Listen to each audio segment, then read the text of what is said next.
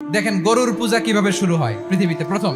বনি ইসরায়েলের এক দুষ্ট লোক ছিল, নাম সামিরি। সে সবাইরে বলল তোমাদের স্বর্ণগুলো ফালাও। স্বর্ণগুলো ফেললো, বনি ইসরায়েলের স্বর্ণগুলোকে গলিয়ে গরুর বাচ্চা বানালো, গোবৎস। জিব্রাইল আলাইহিস সালাম যে জামিনে এসেছিলেন, ওই ফেরেশতার পায়ের নিচের একটু মাটি সে বুদ্ধি করে প্যাকেটে রেখে দিছিল।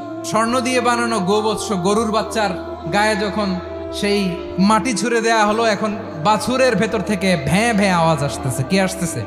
সবাই তো অবাক। সামিরি বলে, আরে তোমরা যে 70 জন দিয়ে মুসা আলাইহিস সালাম রে পাঠাইছো ওইদিকে, এত ঘুরতেছে, আল্লাহরে খুঁজে পায় না, আল্লাহ তো এটার ভিতরে ঢুকছে। নাউজুবিল্লাহ, এটার ভিতরে সেজদা দাও। এই সেজদা দিয়ে গেল।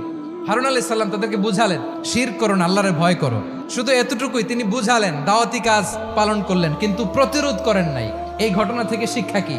শিক্ষা হচ্ছে, আপনি শিরকের আড্ডাখানা দেখলেও বৃহৎ স্বার্থে তাওহীদের দাওয়াত দিবেন, প্রয়োজনে আপনি ঐক্য নষ্ট করবেন না। সুবহানাল্লাহ পড়বেন না?